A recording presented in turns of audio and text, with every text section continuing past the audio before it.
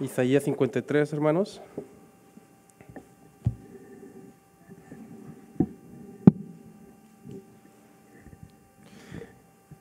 Vamos a leer del versículo 1 al versículo 12. Isaías 53, versículo 1, dice así: ¿Quién ha creído a nuestro anuncio? ¿Y sobre quién se ha manifestado el brazo de Jehová? Y subirá cual renuevo delante de él, y como raíz de tierra seca. No hay parecer en él, ni hermosura. Lo veremos, mas inatractivo para que lo deseemos. Despreciado y desechado entre los hombres, varón de dolores y experimentado en quebranto. Y como que escondimos de él el rostro, fue despreciado y no lo estimamos. Ciertamente llevó él nuestras enfermedades y sufrió nuestros dolores. Y nosotros lo tuvimos por azotado, por herido de Dios y abatido. Mas él herido fue por nuestras rebeliones, molido por nuestros pecados. El castigo de nuestra paz fue sobre él, y por su llaga fuimos nosotros curados. Todos nosotros nos descarriamos como ovejas, cada cual se apartó por su camino, mas Jehová cargó en él el pecado de todos nosotros. Angustiado él y afligido, no abrió su boca. Como cordero fue llevado al matadero, y como oveja delante de sus trasquiladores, enmudeció y no abrió su boca. De la cárcel y del juicio fue quitado, y su generación, ¿quién la contará? Porque fue cortado de la tierra de los vivientes, por la rebelión de mi pueblo fue herido. Y se dispuso con los impíos su sepultura, mas con los ricos fue en su muerte. Aunque nunca hizo maldad, ni hubo engaño en su boca, con todo eso Jehová quiso quebrantarlo, sujetándolo a padecimiento.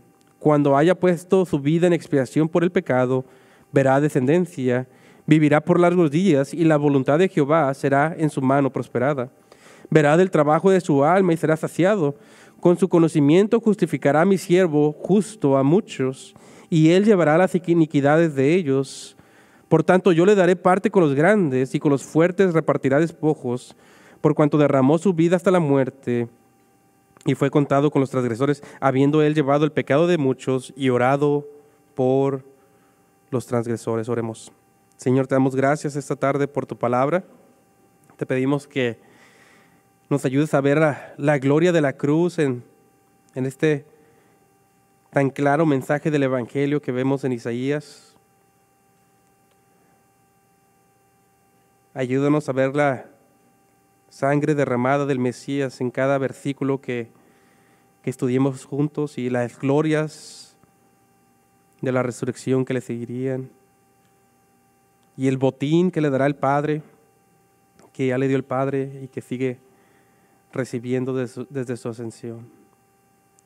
Muéstranos la gloria del Mesías. En el nombre de Cristo te lo pedimos. Amén. Pueden tomar asiento. Esta tarde me toca predicar Isaías 53, la gloria de la cruz. Y al ver la gloria de este pasaje, al ver este evangelio según Isaías, me siento como Pablo, quien decía: ¿quién es suficiente para predicar estas cosas? ¿Quién es suficiente para predicar la gloria de la cruz? El título del sermón es La gloria de la cruz. El título del sermón, una vez más, es La gloria de la cruz. Ahora, aunque estaremos en el capítulo 53, este pasaje en realidad es introducido en el capítulo 52, en los últimos 3 versículos. Así es que vayan rápidamente conmigo al capítulo 52 y miren los últimos versículos del capítulo 52. Isaías 52, y noten conmigo el versículo 13, que dice así: He aquí que mi siervo será prosperado, será engrandecido y ensalzado, y será puesto muy en alto. Aquí el profeta nos da una profecía del siervo de Dios, el Mesías, y nos habla de una salvación superior a la de Babilonia, y nos habla de un siervo mayor a Ciro, el Mesías. Y Dios nos dice que su siervo, el Mesías, sería exitoso, prosperado y exaltado en su misión. Y lo dice 3 veces para decirnos que este éxito era seguro. Y una vez más es importante entender que Isaías está profetizando más o menos 700 años antes del nacimiento de Jesús. Y la verdad es que Isaías, inspirado por el Espíritu Santo, está escribiendo de cosas que ni siquiera él mismo entendía en su plenitud, como dice 1 de Pedro 1, 10 al 12.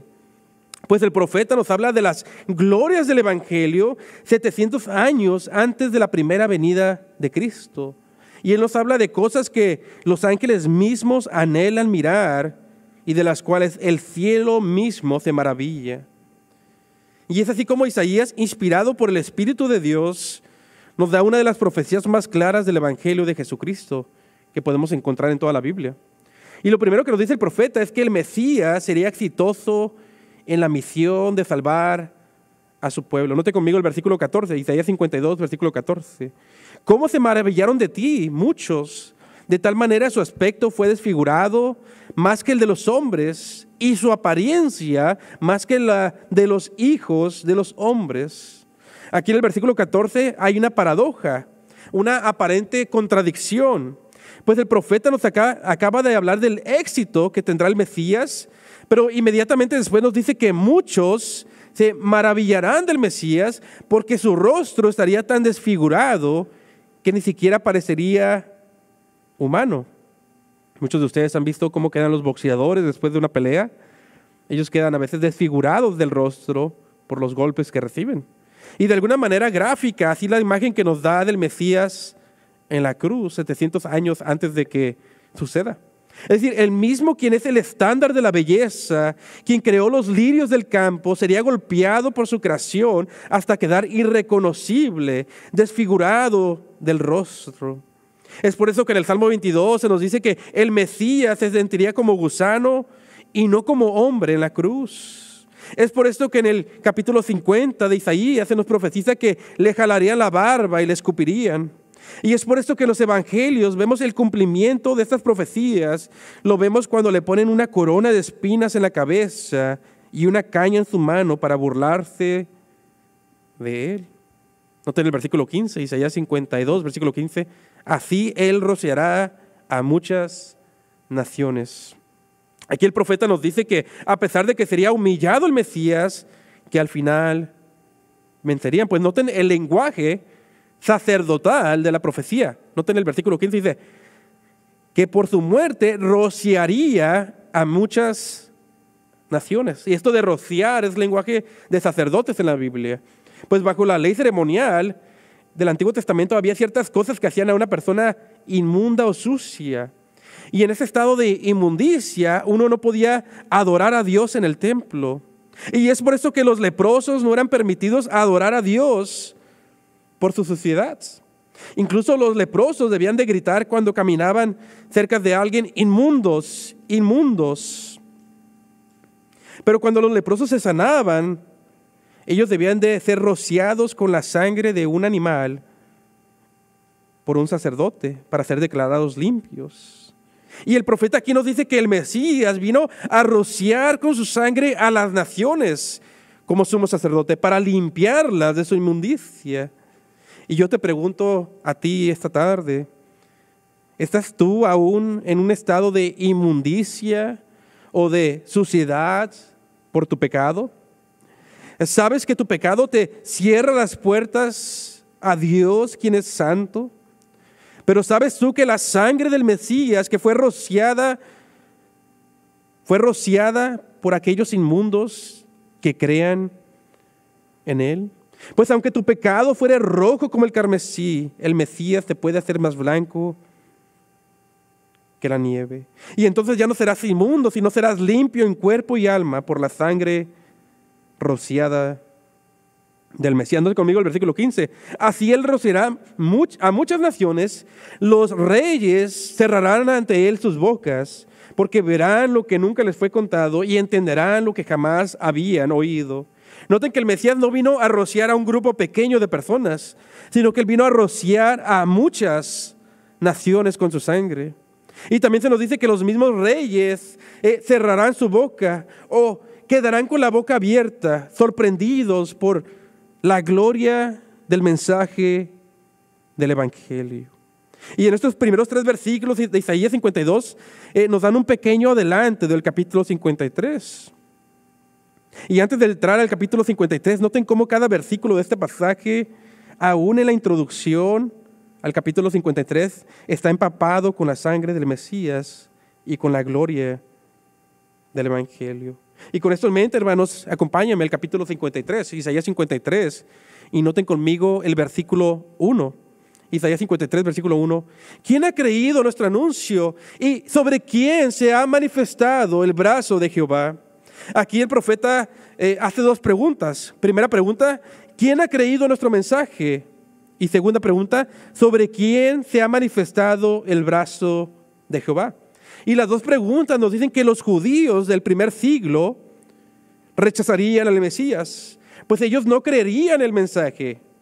Ellos no creerían, segundo, que el poder o el brazo de Dios estaba manifestado en la persona de Jesús.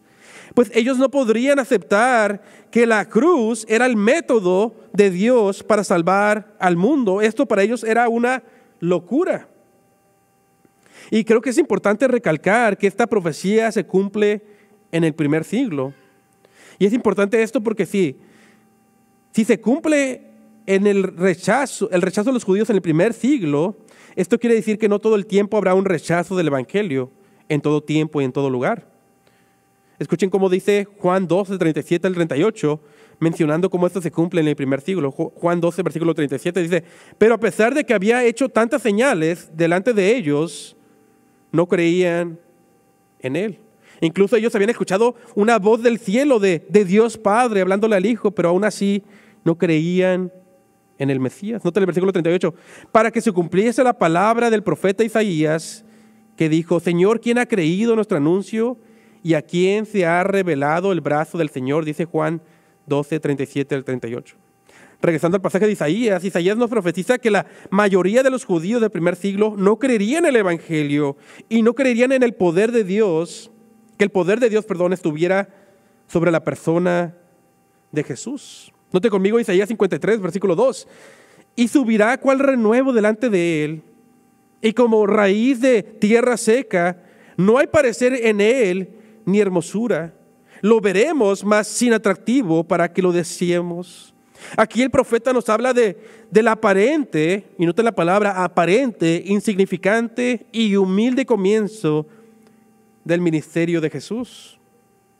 Y noten que el versículo 2 empieza diciendo que Jesús sería como un renuevo delante de él y como una pequeña raíz seca.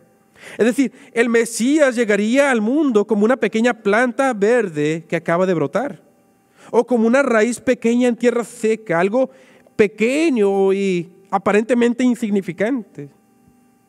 Y en los evangelios vemos los humildes comienzos de Jesús en su humanidad, pues en su encarnación el Dios Trino dejó la gloria con el Padre para nacer como un bebé en un pesebre.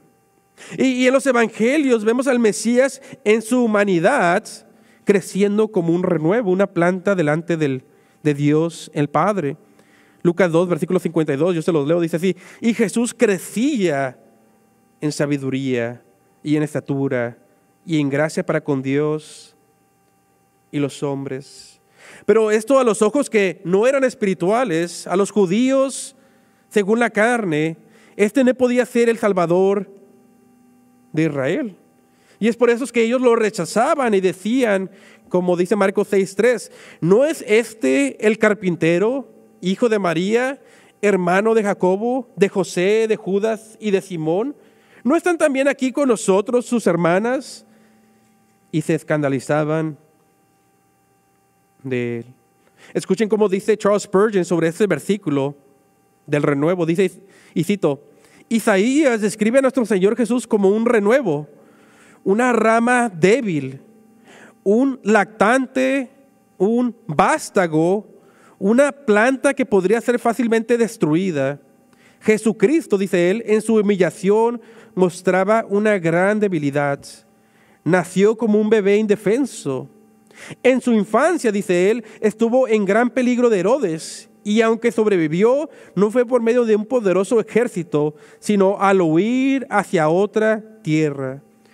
Continúa diciendo, sus primeros días no transcurrieron en medio de la música marcial de campamentos militares o en la grandeza de las cortes, sino en un taller de carpintería. Fin de la cita. Pero lo que no entendían los judíos es que el reino del Mesías solo iniciaría pequeño como un renuevo, pero después crecería hasta llenar el mundo entero, como dice Isaías capítulo 11. Pero los judíos no entendían este aspecto espiritual del reino de Dios. Note conmigo Isaías 53, versículo 3.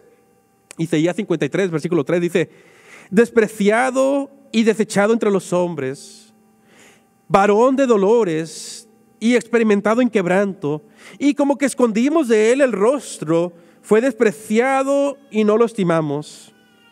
Aquí vemos que el Cristo sería un hombre que conociera el desprecio de su pueblo y el dolor a primera mano. Pues se nos dice que los suyos, los judíos, esconderían su rostro de él y que no fuera precioso a sus ojos. Y en los evangelios vemos que él ciertamente fue despreciado por los judíos. Y vemos que íntimamente Jesús conoció el sufrimiento en su oración agónica en el Getsemaní, cuando le ora al Padre y le pide: Padre, que pase esta copa de tu ira de mí, si fuera posible. Y vemos a Jesús derramar gotas de sangre al orar. Se dicen que han habido estudios de prisioneros quienes están a punto de ser ejecutados en nuestros tiempos modernos, y se ven gotas de sudor mezcladas con sangre por el estrés que experimentan, al igual que lo vemos con Jesús. Y es por esto que el credo de los apóstoles dice que Jesús descendió a los infiernos, es decir, que experimentó sufrimientos infernales en la cruz. Note conmigo otra vez el versículo 3 al 4. Despreciado y desechado entre los hombres, varón de dolores y experimentado en quebranto, y como que escondimos de él el rostro. Fue menospreciado y no lo estimamos. Versículo 4. Ciertamente llevó él nuestras enfermedades y sufrió nuestros dolores, y nosotros lo tuvimos por azotado y por herido de Dios y abatido. Aquí tenemos uno de los pasajes más claros en el Antiguo Testamento de lo que conocemos como la muerte sustitutiva de Cristo. En palabras sencillas, que Cristo estaba muriendo en lugar de su pueblo, aquellos que creían en él. En la cruz no estaba muriendo por su propio pecado, sino por el pecado de su pueblo, los que creerían en él. Pues noten en el lenguaje del versículo 4, dice: él llevó nuestras enfermedades, sufrió nuestros dolores, y nosotros lo tuvimos por azotado, por herido de Dios y abatido. Es decir, muchos de los judíos que después creyeron en el día de Pentecostés, que inicialmente no creían, pensaban que Jesús estaba siendo maldecido por Dios y que por eso fue crucificado. Pues la ley decía que era maldito todo el que colgaba de un madero. Y en aplicación, hermanos, pónganse a pensar cómo muchos de nosotros, aunque Él murió por nosotros hace 2000 años, hubo un tiempo en que teníamos al Mesías, cuando vivíamos en nuestros pecados, como abatido o herido por Dios. Hasta el día que fuimos cortados en el corazón como una puñalada de un cuchillo por nuestro pecado al escuchar el Evangelio y creímos en Él para salvación. Note conmigo Isaías 53, versículo 5. Mas Él herido fue por nuestras rebeliones, molido por nuestros pecados. El castigo de nuestra paz fue sobre Él, y por su llaga fuimos nosotros curados. Noten que a este le podríamos llamar el Evangelio según Isaías, pues el profeta nos dice que Él herido fue por nuestras rebeliones, que para que nosotros, los que creeríamos en Él, no tuviéramos que pagar la ira de Dios, Él fue herido, que Él fue molido por nuestros pecados. En inglés dice crushed, es decir, que Él fue aplastado por nuestros pecados. Y para que nosotros tuviéramos paz para con Dios, Él tuvo que ser atormentado en su muerte. Y el profeta nos dice que por su llaga nosotros somos sanados de nuestra enfermedad, de nuestra naturaleza pecaminoso. Es decir, que en la cruz Dios imputó nuestro pecado al Cordero para que a nosotros fuera imputado la justicia de Dios en él. Noten el versículo 6. Todos nosotros nos descarriamos como ovejas, cada cual se apartó por su camino, mas Jehová cargó en él el pecado de todos nosotros. Aquí vemos que lo que sucedería en la cruz fue un acto de misericordia de Dios hacia su pueblo. Pues su pueblo aquí es descrito como ovejas, pero no por la inocencia del pueblo, sino porque estábamos perdidos en nuestros pecados, como ovejas que se pierden constantemente hasta que su pastor las salva. Y cada uno de nosotros estábamos descarriados en caminos pecaminosos hasta que apareció el pastor de nuestras almas, el buen pastor, quien dio su vida por nosotros, las ovejas.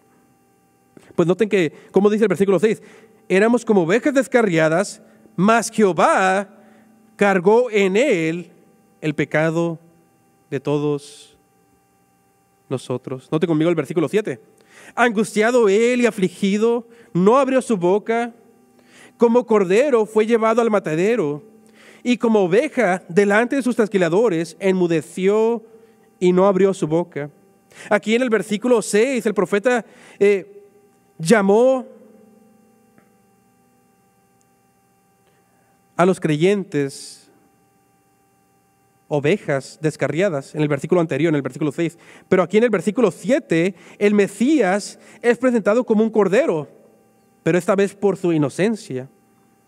Y vemos esta profecía cumplirse cuando Jesús era acusado falsamente en medio de sus sufrimientos y él no abrió su boca para defenderse o para maldecir a los que lo juzgaban injustamente, sino que como un cordero inocente, quien está a punto de ser sacrificado, cayó, él enmudeció, él no abrió su boca y se encomendó al Padre en quien confiaba plenamente. Escuchen cómo se cumple esta profecía. Mateo 27:12, yo se las leo, dice así. Mateo 27:12 dice: y siendo acusado por los principales sacerdotes y por los ancianos, nada respondió. Pilato entonces le dijo: ¿no oyes cuántas cosas testifican contra ti? Pero Jesús no le respondió ni una palabra.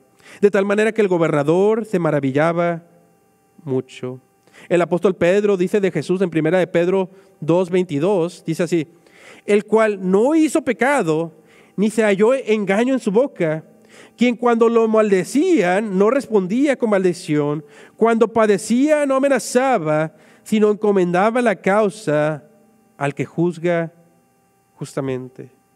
Qué inocencia, qué pureza de la del Cordero de Dios, aún en sus momentos más amargos, en la humillación, no pecó con su boca. E incluso ese es el pasaje que leía el eunuco en el libro de Hechos, cuando le pregunta al evangelista Felipe, ¿de quién habla el profeta? Mientras que está leyendo Isaías 53. Y él pregunta, ¿habla de sí mismo Isaías o habla de otro? Y Felipe le explica que el pasaje es sobre Jesús y el eunuco es salvo y bautizado al creer esto. Nota el versículo 8. De la cárcel y del juicio fue quitado. Esto nos indica que el Mesías moriría después de ser condenado a juicio, a pesar de que Pilato, cuando lo examinó, dijo: yo no encuentro pecado en él. Sigamos leyendo el versículo 8. Dice: de la cárcel y del juicio fue quitado, y su generación, ¿quién la contará? Porque fue cortado de la tierra de los vivientes por la rebelión de mi pueblo. Aquí en el versículo 8 el profeta nos presenta un problema, un aparente problema. Si el Mesías murió por la rebelión del pueblo, entonces, ¿cuál será su descendencia? ¿Cuál será su generación? Porque murió sin descendientes físicos. Sigamos leyendo, versículo 9. Y se dispuso con los impíos su sepultura, mas con los ricos fue en su muerte, aunque nunca hizo maldad ni hubo engaño en su boca. Aquí se nos revela que la sepultura del Mesías sería junto con los impíos. Y ciertamente la crucifixión era el método de ejecutar a los peores criminales en esos tiempos. Incluso vemos al Mesías ser crucificado en medio de dos malhechores, pues con los impíos estaba profetizado sería su sepultura. Pero noten que luego se nos dice que con los ricos sería su muerte. Y esta profecía se cumple de manera literal.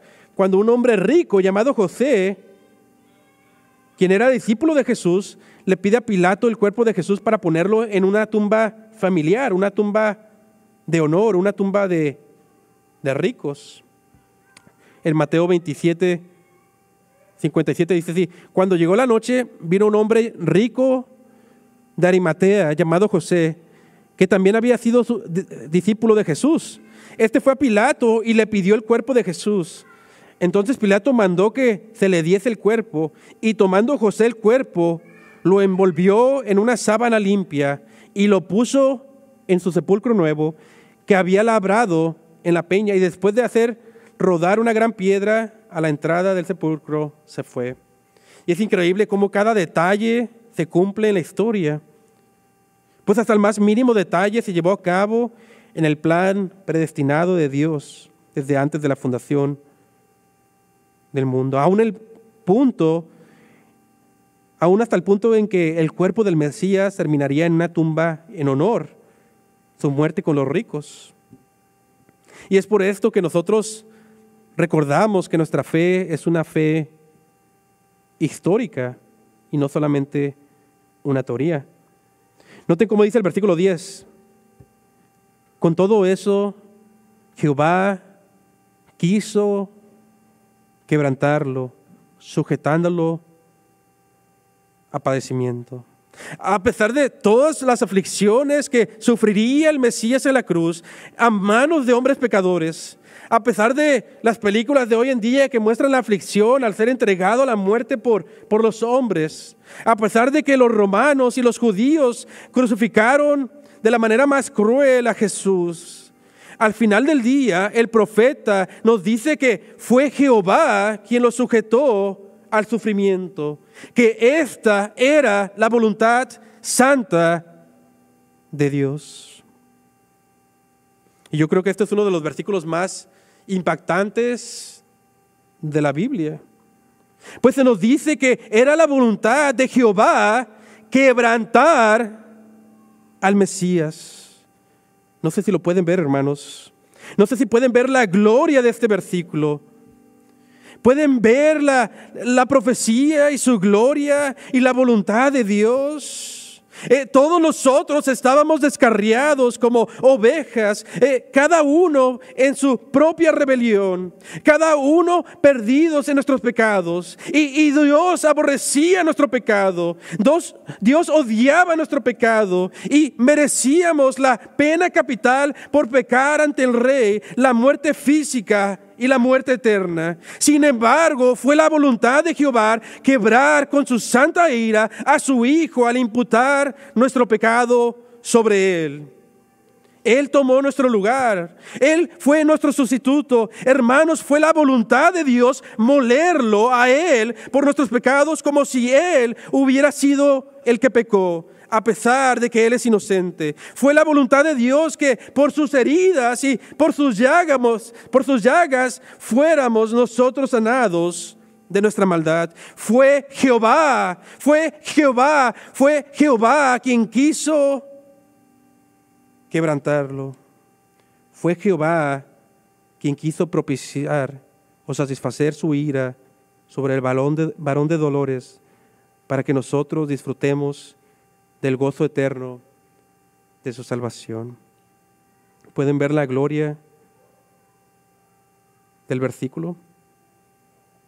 Puedes ver que no era el sufrimiento que le causaban los judíos o los romanos, el gran dolor del Mesías en la cruz. No, mis hermanos, el gran dolor del Mesías fue cargar tus pecados y por ellos ser quebrantado por Jehová mismo y su santa ira. Versículo 10. Con todo eso, Jehová quiso quebrantarlo, sujetándolo a padecimiento, cuando haya puesto a su vida en expiación por el pecado. Verá descendencia, vivirá por largos días, y la voluntad de Jehová será en su mano prosperada. Noten que ahí no termina el Evangelio según Isaías, pues el profeta nos dice que cuando haya terminado de hacer expiación por el pecado, el Mesías verá su descendencia. En el Antiguo Testamento, cuando hacían sacrificios de animales, traían la sangre al lugar santísimo para propiciar la ira de Dios.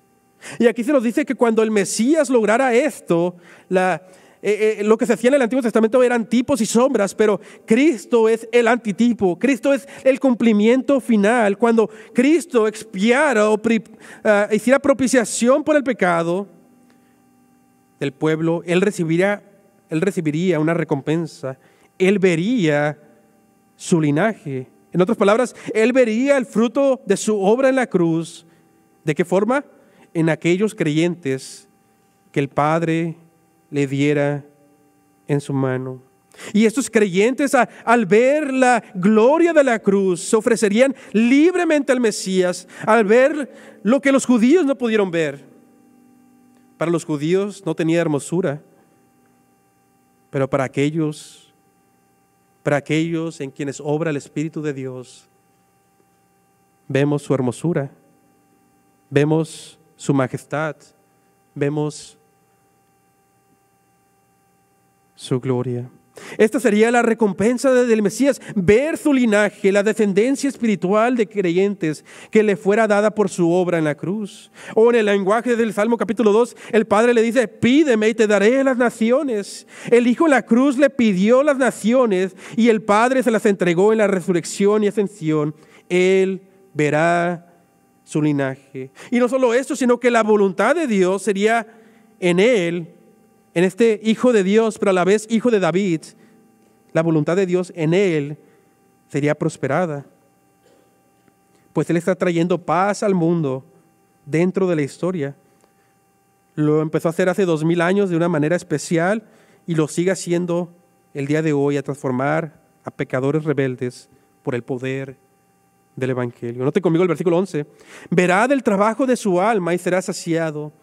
Con su conocimiento justificará a mi siervo justo a muchos, y él llevará las iniquidades de ellos. El profeta dice que el Mesías, al ver el trabajo suyo y la recompensa que le diera el Padre, estaría satisfecho. Estuviera, por decirlo así, contento con el resultado que le dio. Contento con su victoria.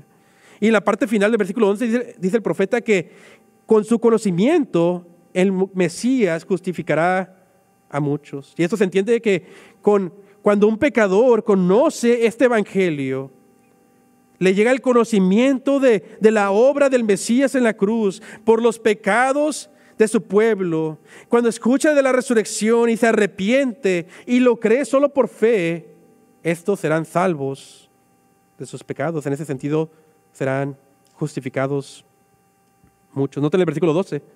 Por tanto, yo le daré parte con los grandes, dice Dios Padre, y con los fuertes repartirá despojos, por cuanto derramó su vida hasta la muerte y fue contado con los transgresores, habiendo él llevado el pecado de muchos y orado por los transgresores.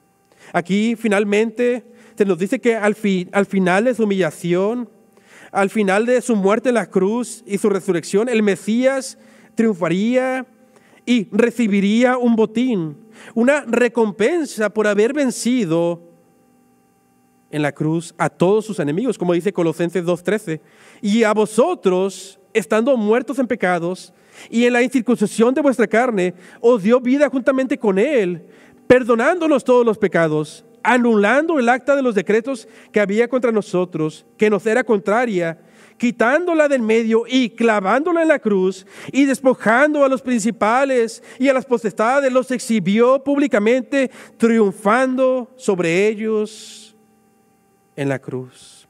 En la cruz Él triunfó sobre sus enemigos, y el hombre fuerte, Satanás, fue derrotado y amarrado, y el Mesías canceló nuestra deuda por el pecado. Y aquí Isaías nos habla del Mesías como un general quien conquistó a sus enemigos y ahora recibe un botín o un tesoro o regalos de guerra.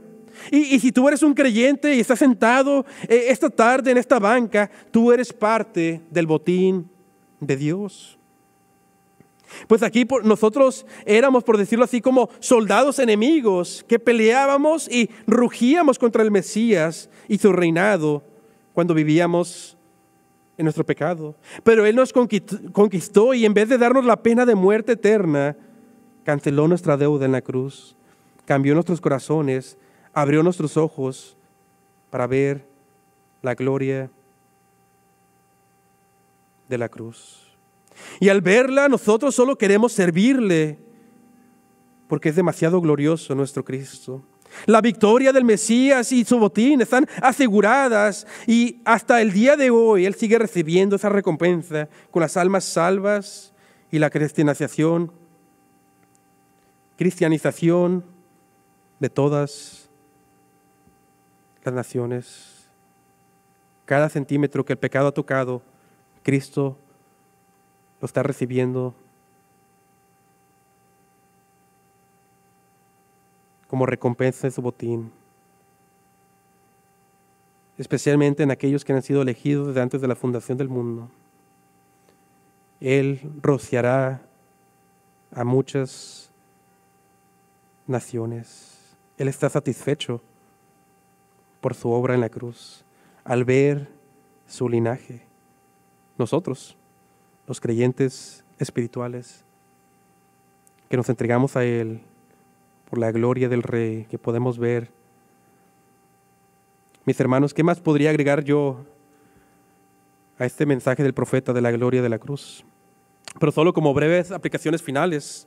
Número 1, recuerda que el comienzo del Mesías era aparentemente insignificante, pero recuerda que después del rechazo que experimentó en el primer siglo, ahora a través de los siglos, esa pequeña planta está llenando el mundo entero como el agua que cubre la tierra. Número 2, recuerda las llagas de tu Salvador con las que fuiste sanado de tu gran maldad.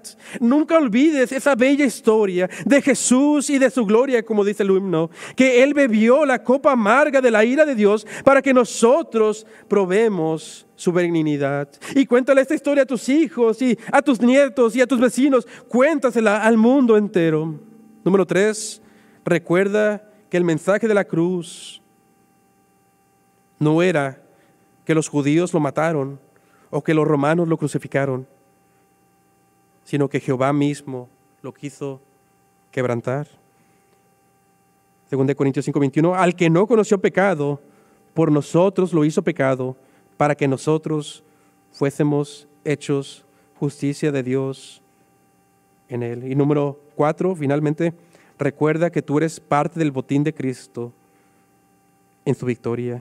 Y Él te ha hecho libre, y libre en verdad. En tu libertad, sé un trofeo en tu vida para su gloria, y sírvele con excelencia.